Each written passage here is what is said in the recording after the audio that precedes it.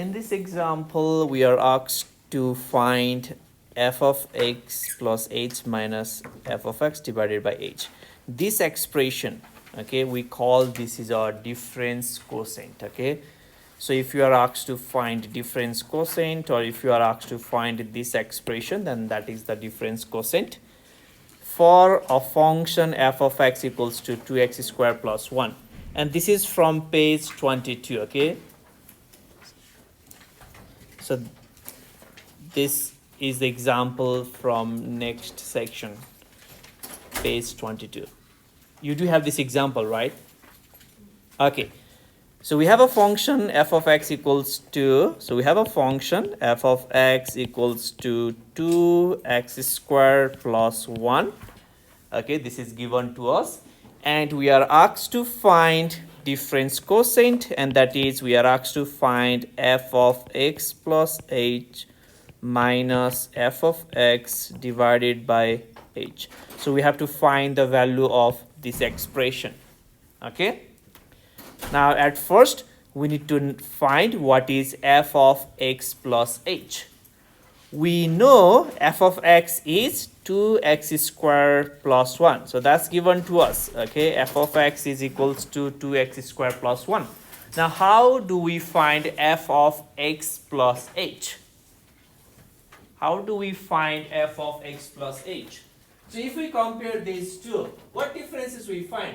Instead of x, we have x plus h, right? So we replace x of a function by x plus h.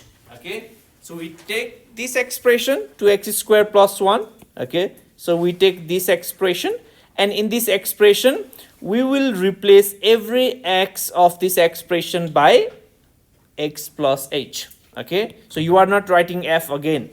So so we have 2 as it is. Okay, now for this x we replace by x plus h. So we have x plus h, and we have a square for x. So we have a square plus 1. And this is f of x plus h. Okay, so you are replacing x of a function by x plus h. And once you replace, you are not writing this f again. Okay, so you are replacing x by x plus h on this expression 2x squared plus 1. Now here we have negative, so we have negative.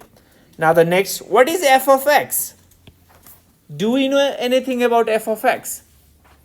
F of x is already given to us as a 2x squared plus 1. So for f of x we replace 2x squared plus 1. Since we have two terms, so make sure you have parentheses. So 2x squared plus 1 divided by h. You will get one very similar question on your next exam. Okay, any question up to here. So once you have this step correct, the remaining is simplifying. Okay, now let's go ahead and simplify. So we have 2 as it is. Now let's find square of x plus h. What is the square of x plus h? So x plus h, so let me do here. So x plus h is square. So this is x plus h times x plus h, right? Now we use FOIL. So x times x, that is x square. X times h, that is xh or hx. H times x, that is xh. And h times h, that is h square. And this is x square. So these two are like terms, so which is 2xh plus h square. Okay, so we have 2 times x square plus 2xh plus h square minus, now let's distribute this negative to each term inside this parenthesis. So we have negative 2x square negative 1. When you distribute negative, sign of every terms flip. Okay, let's see, do you need handout? Let's do. I have, oh, that's it. I have the extra. You can write down. Okay, so now next divided by h as it is. Okay, Now this is, so now let's distribute 2, okay? So we distribute 2 for each term inside parenthesis. 2 times x square, 2x square, 2 times positive 2xh, that is positive 4xh, 2 times positive h square, that is 2h square. Then we have negative 2x square as it is. Oh, okay. I forgot this positive 1, right? Okay. So here we still have positive 1, okay? So I forgot to copy this positive 1. So we still have that positive 1 here, okay? Okay, so here we still have positive 1 minus 2x square minus 1 divided by h, okay? Now positive 2x square, negative 2x square, that is 0, positive 1, negative 1, 0. Now we have 4xh plus 2h square divided by h. Now, is there anything that we can cancel in the numerator and denominator here? Now at this step there's nothing we can cancel, okay? The reason here is that our numerator in between these two terms we have a positive here, okay? And if you want to cancel the like term or like a common factor, it has to be in a product form in the numerator and denominator. But here, before, do not cancel anything here. We can't cancel here, okay? Now what we can do here is that in the numerator, so this expression has h, this expression has h. So let's factor out h. So we factor out h, okay? Once you factor out h from 4xh, we have 4x. And once you factor out h from 2h square, we have 2h divided by h. Now, so here we have a h and we have a 4x plus 2h. In between these two terms, we have a product. Okay, now at this point we can cancel. Now this h and this h can be cancelled, and we have 4x plus 2h as a difference quotient for a given function. Okay, so we need to have our numerator and denominator in a product form to cancel any common factor.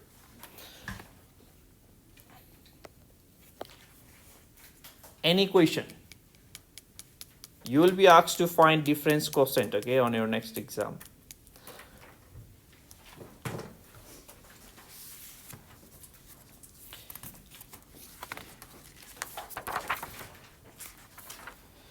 Okay, let's do one more example from the review, okay? So let's do question number 62 from the exam 3 review handout. Okay, I will draw the graph here. Okay, now let me go back to our section 2 point. Okay.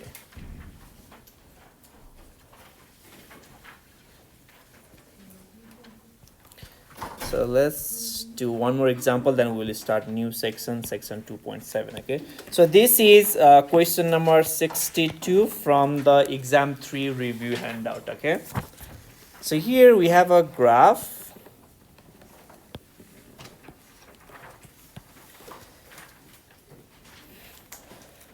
So this is -3, 4. So -3, 4. And -2, -1, +2. Okay, this is -2, +2, 1, 2. So this is 1, 2, and this is 2, 3, -2. This is a 3, -1, -2.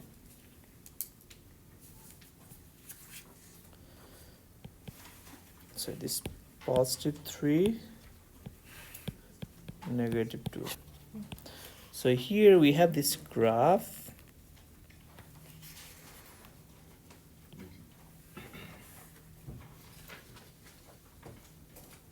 Okay, so this is the graph given to us.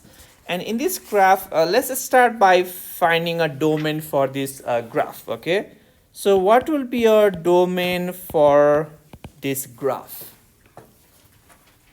So what will be your domain for this graph? So to find the domain, you are looking at the starting point of a graph. Okay, so our starting point is here and ending point is here, right? And to write down the domain, you are writing the x coordinate of starting point and x coordinate of ending point. So what will be the domain for this function?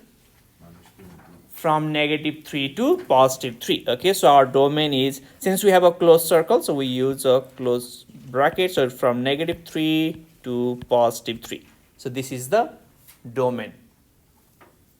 Okay, now to find the range, we look for the lowest point and the highest point on the graph. Now which point is the lowest point here? So this point is the lowest point, right? And this point is the highest point on the graph.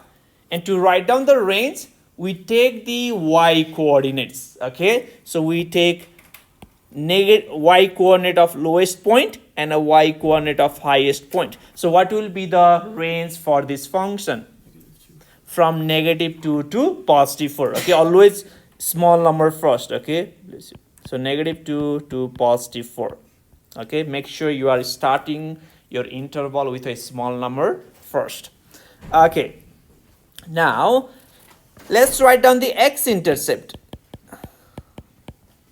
So what is the x-intercept for this graph?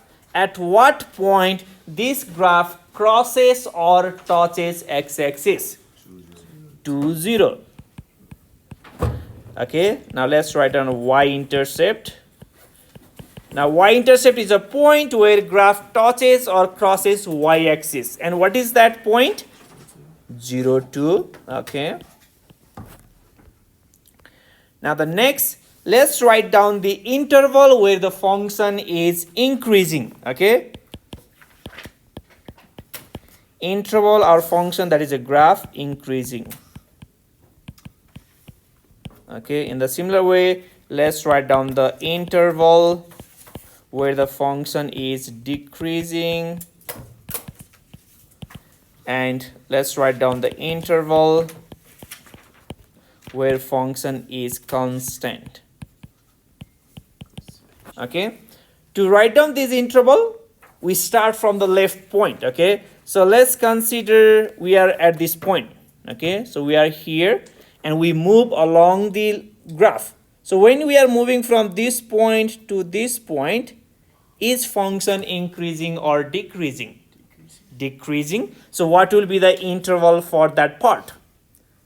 So you are using the x coordinate of that point, starting point -3, and the x coordinate of that ending point -2. So from -3 to -2, our function is decreasing. Okay, we are at this point. Now let's move from here.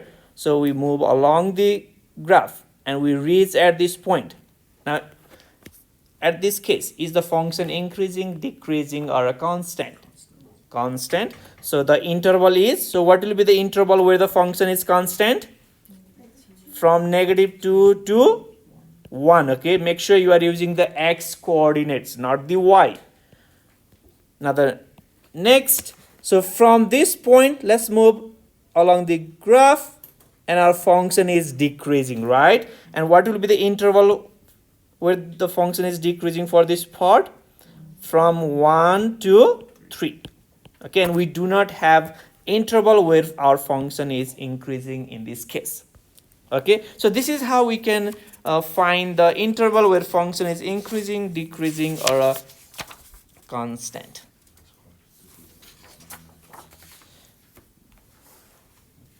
Okay, any question?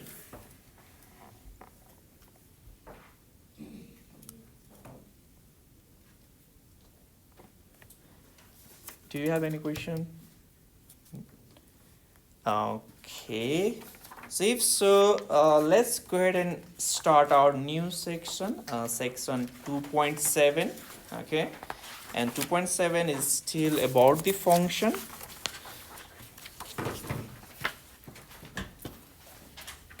Is anyone still writing? Okay.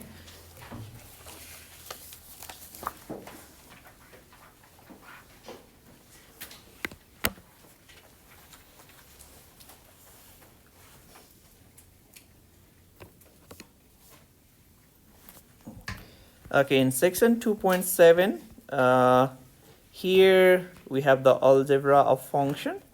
It means we will be adding two function, we will find the difference of two function, we will multiply two function, we will divide functions. Okay, so we have our two different function f and g. These are the two different function.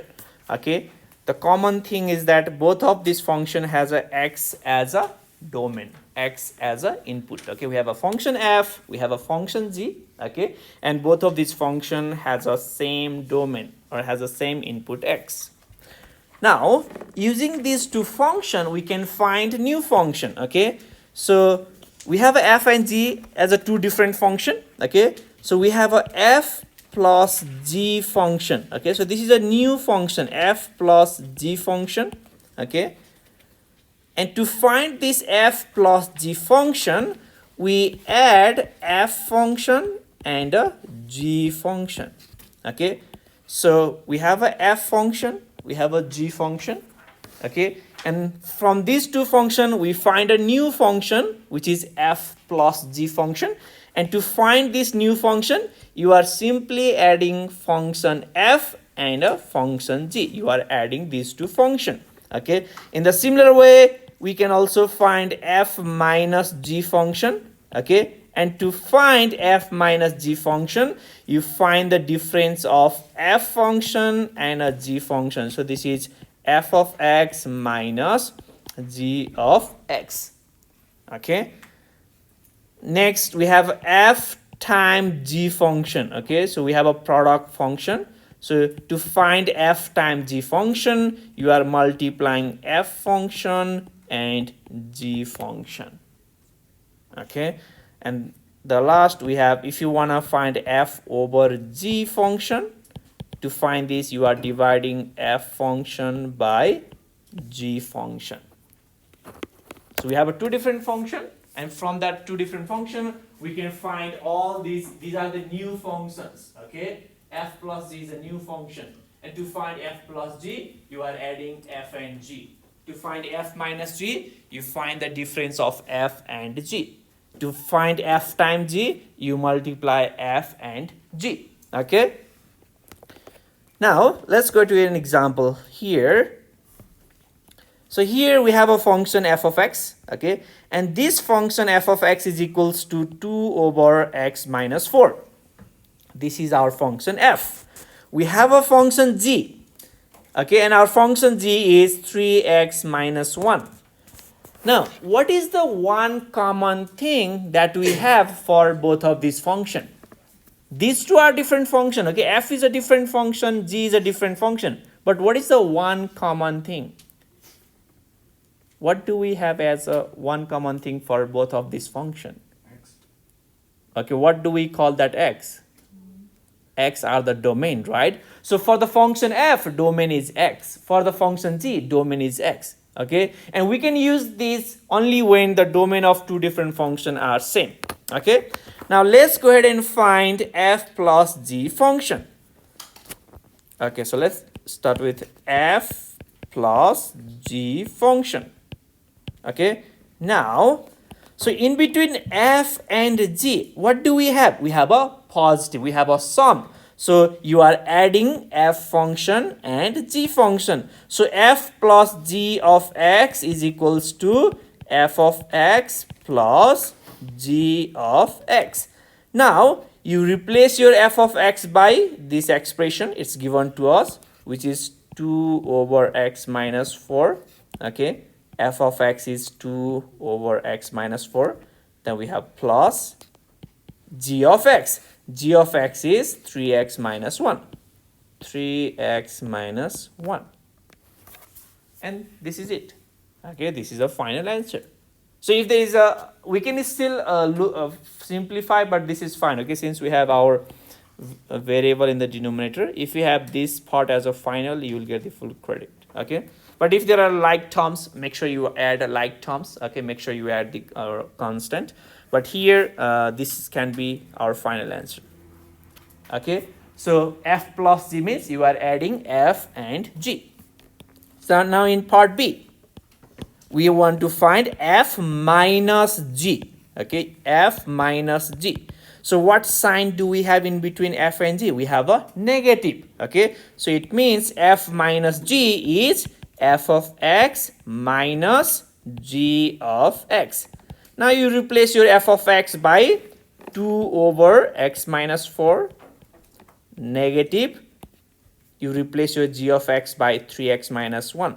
And whenever you have negative, and if you have more than one term, make sure to have parentheses. Okay, so parenthesis 3x minus 1.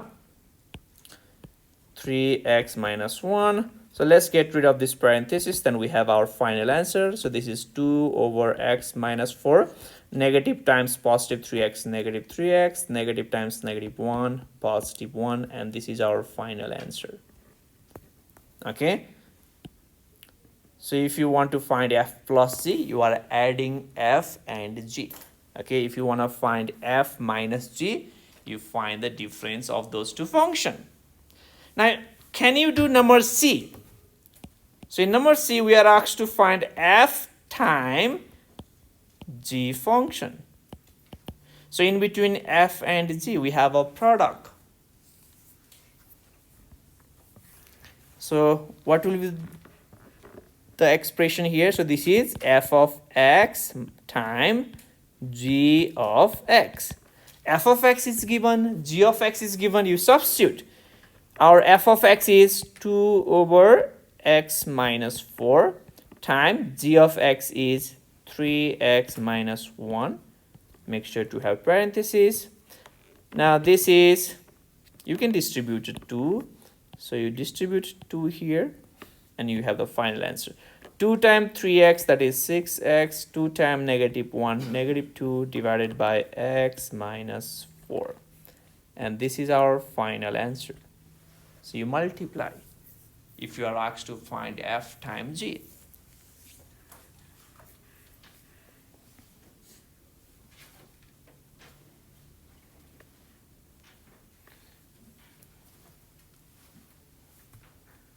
Okay, any question up to here?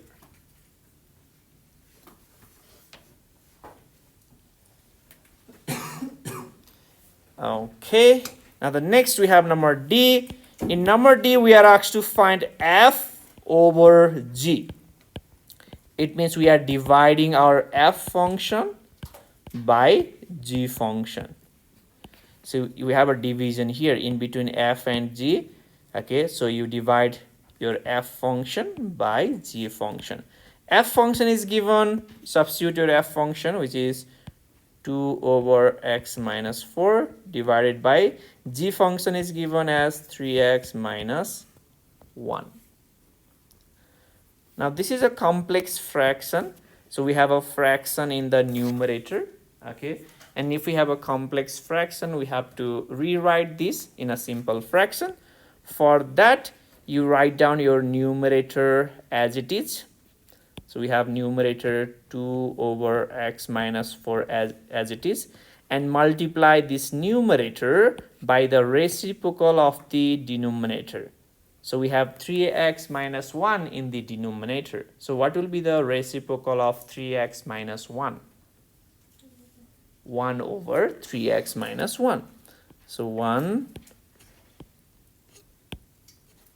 over 3x minus 1. Okay, now you multiply your numerators together, denominators together. 2 times 1, 2. In the denominator, you don't need to simplify, just you can just write down x minus 4 times 3x minus 1. Okay, and this can be our final answer.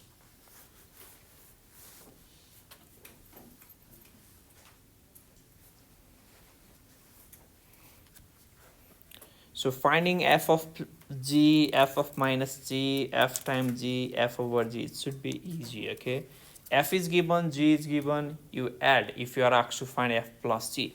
if you find the difference, if you are asked to find f minus g, okay, you multiply if you are asked to find f times g. Okay, any question up to here? Okay, now the next here we have number E. In number E, we are asked to find f plus g of 1. Okay, so this is what we are asked to find, f plus g of 1. Now, are we asked to find output or input in this case? If you are asked to find input, it's always x. Are we asked to find the value of x here? No. This is a function, okay? Function of some number, it's always output, okay? And in order to find this output, what function do we use? So we have f plus g function, okay? So we will be using f plus g function. And where do we have that f plus g function? That's what we calculate in number A, right? So we have a f plus g here. So we are using this expression, okay? This is f plus g. You do not use f or you do not use g, okay? So here we have a f plus g. You have to use f plus g function. You replace every x of this function by positive 1.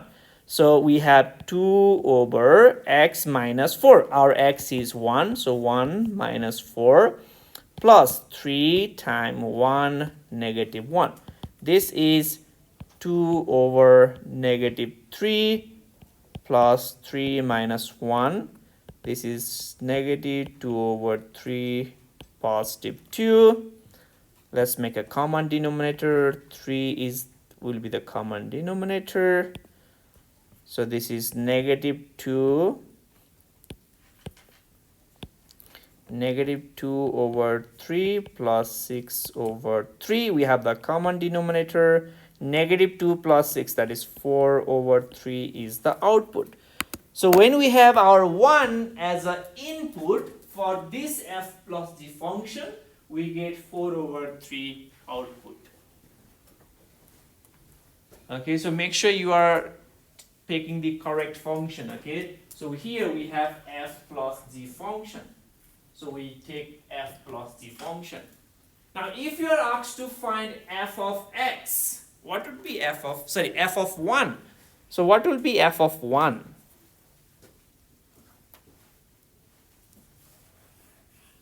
So what will be f of 1?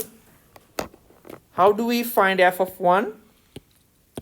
To find f of 1, you substitute 1 for every x in a f function. So we have 2 over 1 minus 4. We get negative 2 over 3.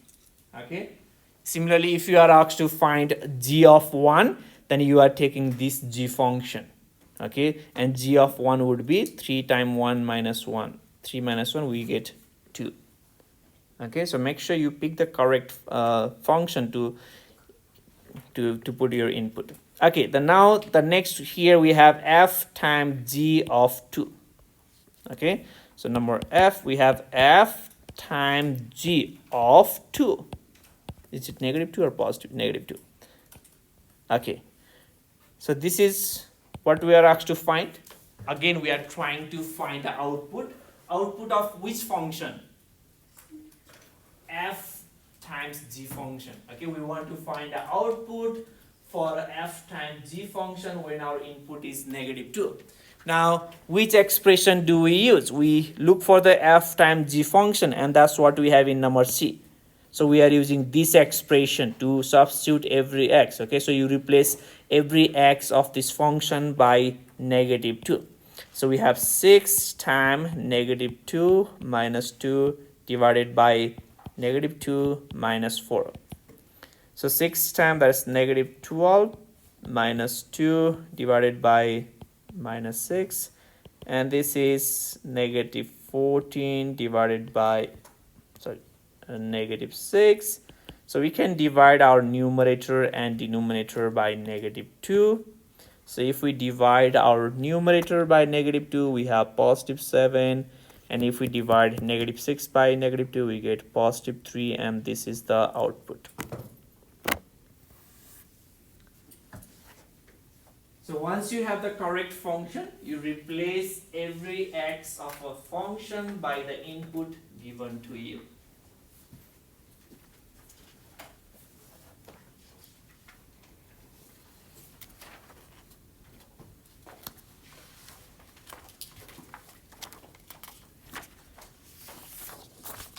Okay, any question of, yes? Where'd you get the 6? Okay, so here we want to find f times g of -2, right? So this is the function we're gonna use. So where do we have this function? F times g function is in number c, right? So we are using this 6x minus 2 over x minus 4. You replace x by -2. So 6, -2, minus 2, -2, minus 4. Okay?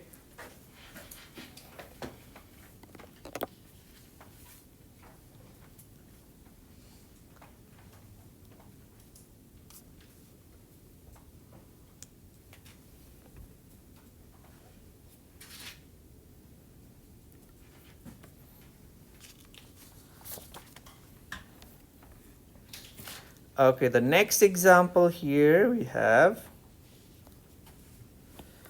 Okay, the Global X Corporation has a revenue modeled by the function r of t equals to 4t plus 2t.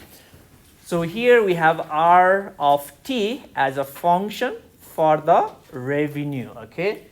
And here t is the number of years since 2010 and r of t is in millions of dollars. Okay, so we have a r of t function. We have a r of t function.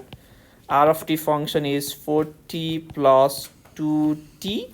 Okay, this function gives us the value of revenue in millions of dollars, and t is the number of years since 2010.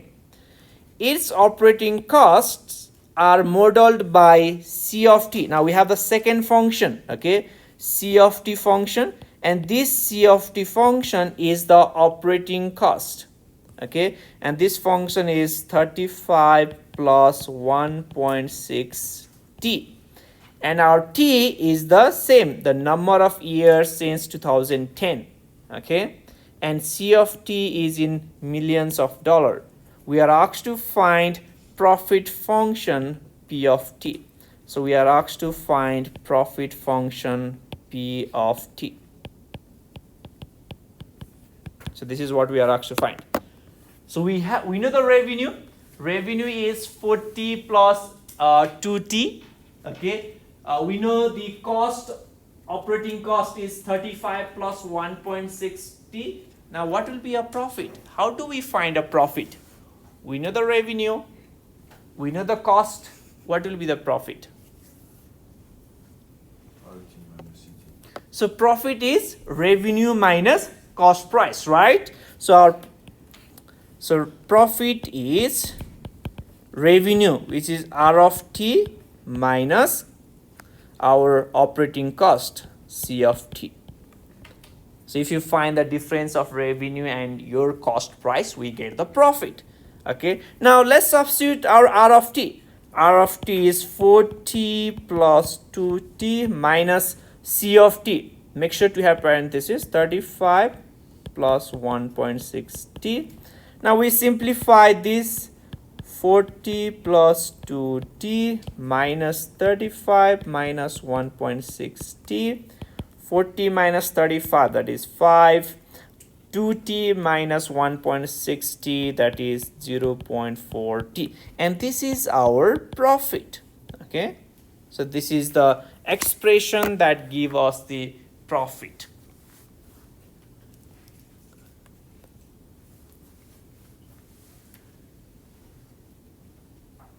Now what will be a profit in okay, so this is 2025, right? So if this is the expression that gives us the revenue, cost, price, so what will be the profit for 2025? So our profit is 5 plus 0.4t. Now what will be a profit for the year 2025? So if we are asked to find profit for the year 2025, are we asked to find output or input? So we want to find profit of 2025, right? So we want to find the output, okay? Now, what will be T for the year 2025? So we have to go back and see how T is defined. T is the number of years since 2010. So if this is the case, what will be T for 2025? 2025 minus 10 is 15, right? So you replace T by 15, okay, in the profit function, and we get the profit. So 5 plus 0.4 times T. So 0.4 times our T is 15. 15 times 0.4, is it 6? 6 plus 5, that's 11. Okay, our profit is $11 million because our revenue is in millions dollar. So in 2025, the profit will be $11 million. Okay.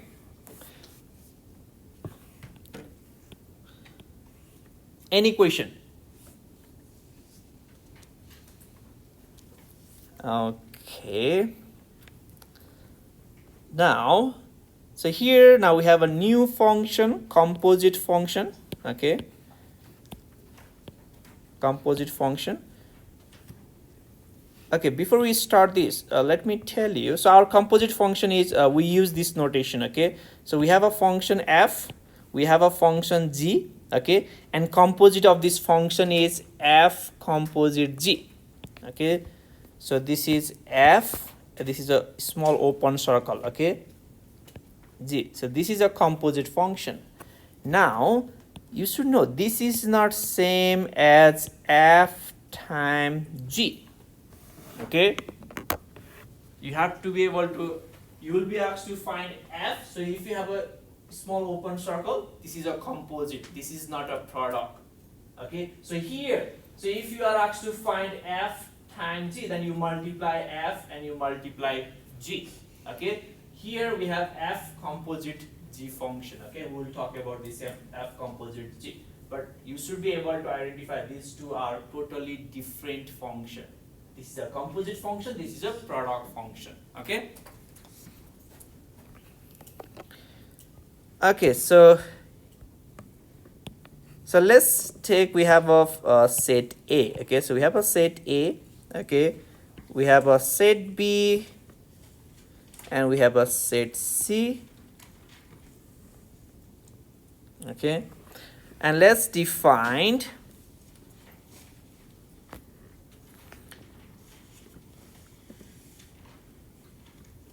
Okay, so let's define, we have a function f from set A to set B. Okay, we have a function g from set B to set C. Then a new function from set A to set C. This is our composite function. Okay, so we have a f function from set A to set B.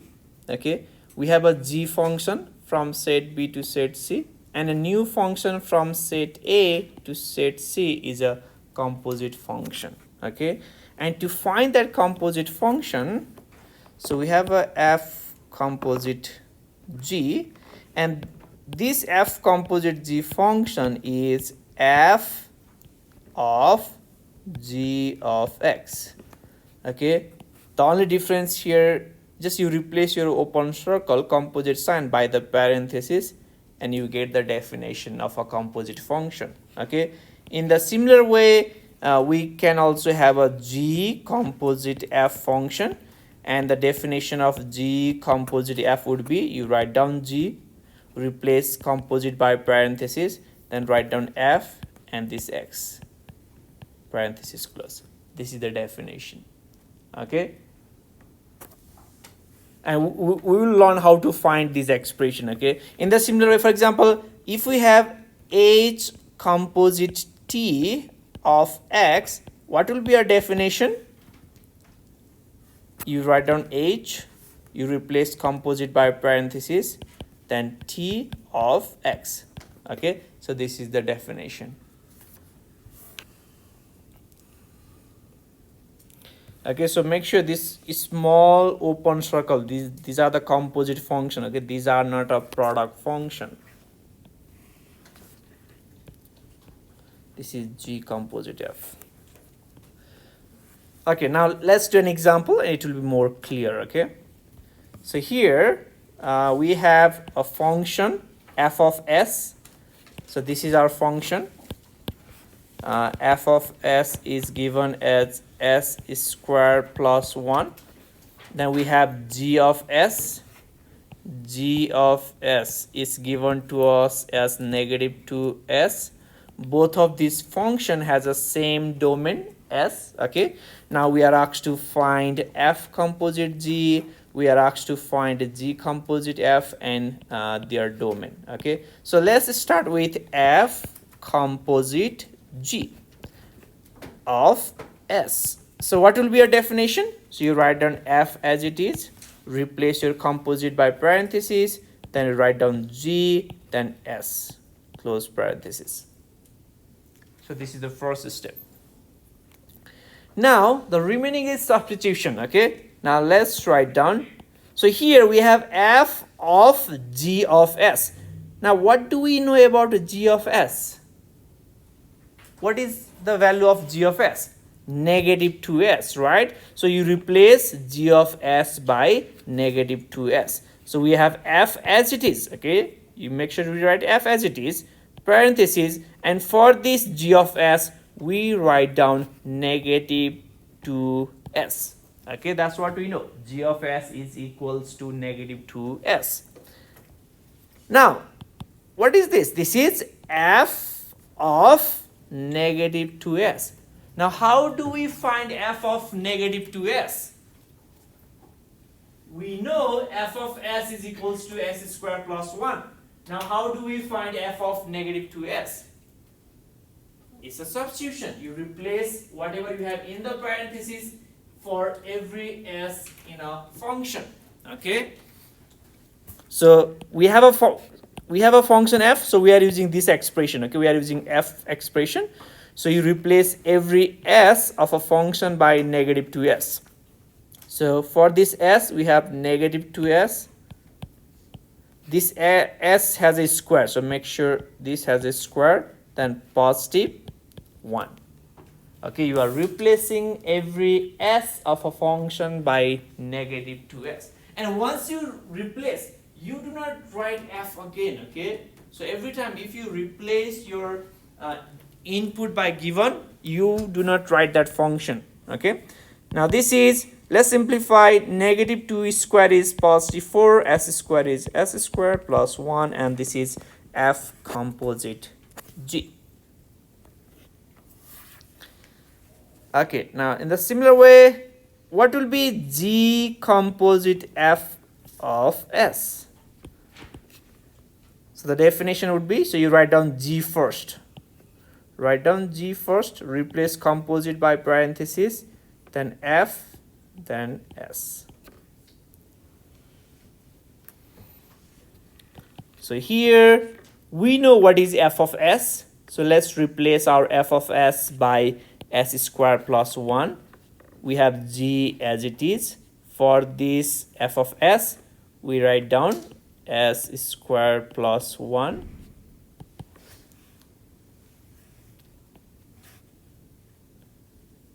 Now next we need to find g of s squared plus 1, and we have a g function, so you have to take a g function and replace every s of a g function by whatever we have in this parenthesis. We have s squared plus 1, so you replace this s by s squared plus 1.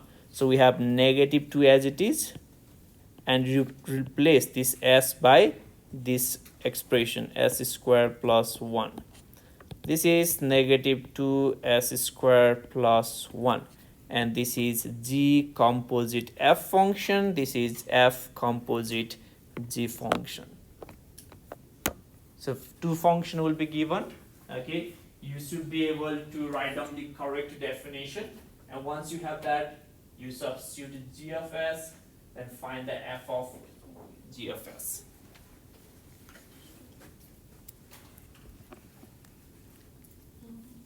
Any question? Now then we are also asked to find the domain of this function. So what will be your domain for this f composite g? So domain for f composite g.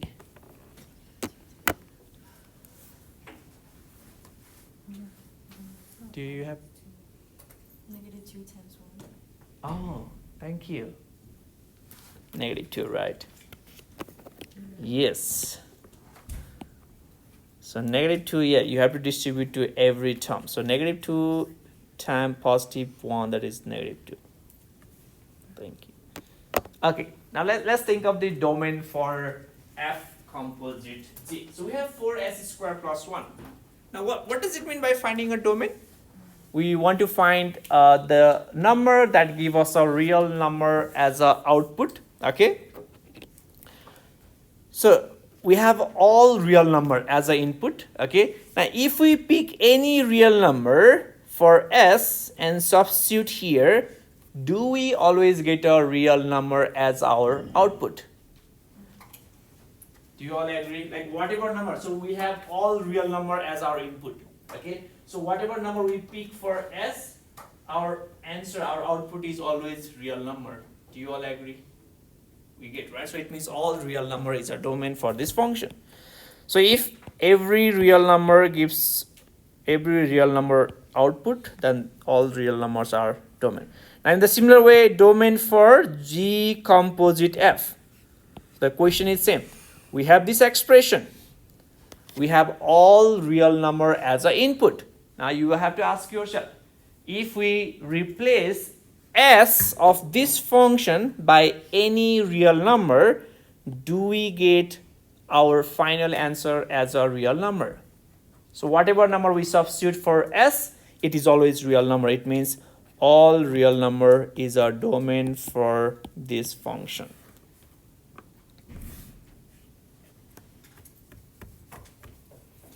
So this is part B, okay?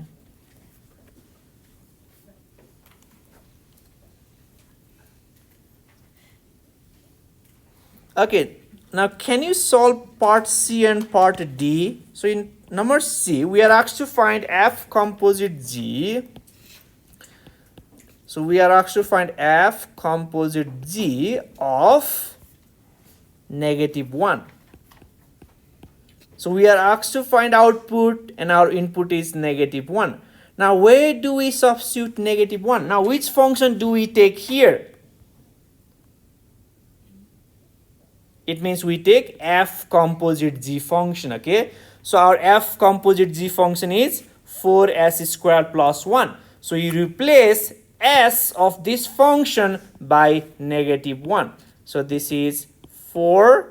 You replace s by -1, we have square plus 1. So this is 4 times -1 is square +1, and we have plus 1, this is 5. Once you have the correct function, the remaining is substitution. You replace by the given input. In number D, we are asked to find g composite of -1. Now here we have to use a g composite f function, okay? And g composite f function is -2s squared plus 2. So you replace s of this expression by -1. So we have -2, you replace s by -1. S has a square, so -1 has a square. -2. -2, -1 is square, +1. This is -2, -2, and -4. This is the final answer.